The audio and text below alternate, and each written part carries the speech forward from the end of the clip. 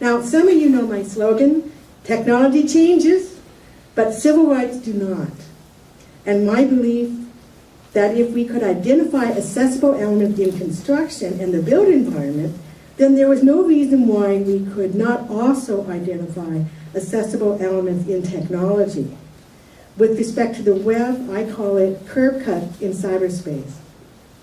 Now, in addition to laws and policies and regulations, I believe that standards for accessible design and the underlying tools for them are very much and very extremely important.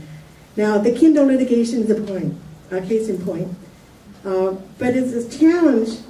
It is a challenge, and that is why I've been active in the international standardization activities, because of my passion for finding pragmatic ways to address systemic change.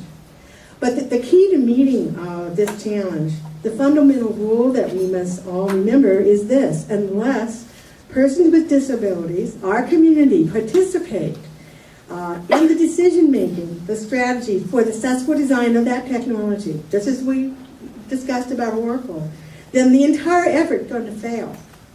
Now, just last Tuesday, this week, the FCC's Enforcement Bureau entered into a consent decree with Comcast to resolve complaints about their cable set-top boxes.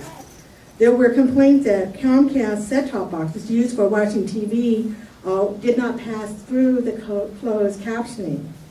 So the decree lays out a plan for how Comcast will fix the problem, along with a minimal $500,000 penalty to be paid to the U.S. Treasury.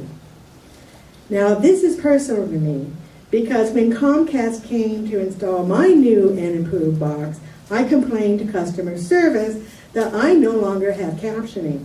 And when the Comcast customer service representative put me through to the top gun, he said, well, when we were developing it, no one told our engineers that captioning had to pass through from TV programming.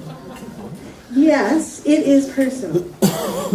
And it should be personal to all of us who rely on accessible design for the equalization of opportunities.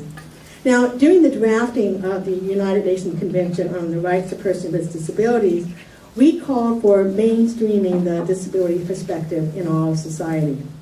Notwithstanding the fact that this treaty is the first human rights treaty of the millennium, did you know that it's also the first treaty to have extensive provisions regarding the deployment of accessible information and communication technology and assistive technology through and across society? And it had the largest number of countries signing a treaty in history. And it's all because of the active participation of grassroots activists from around the world.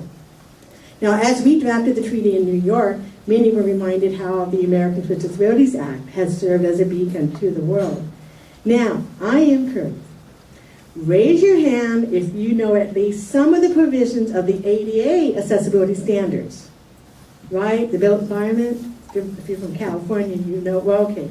Now, but how many of you know what the Section 508 Rehabilitation Act is about? Raise your hand if you can cite the Access Board regulation title.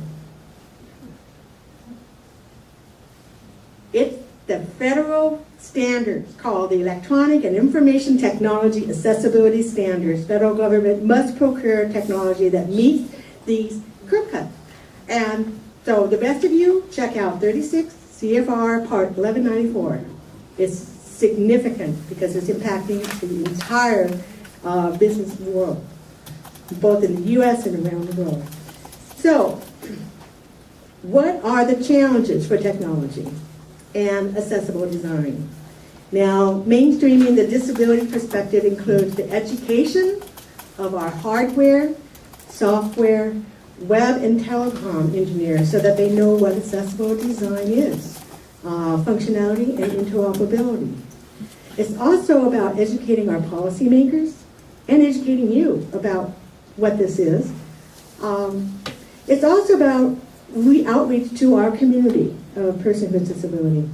And we were lucky with the FCC consent decree. But how many other examples are there out there? Yes, this is personal. So let me tell you about Darla Rogers. I cannot always talk about my role as an expert witness in technology cases, but I have permission to talk and share with you about Darla. Last year, I was an expert witness in her case against the state of Florida. She is a blind employee with the state. She has a master's degree. Who lost her job because the state said she was not qualified.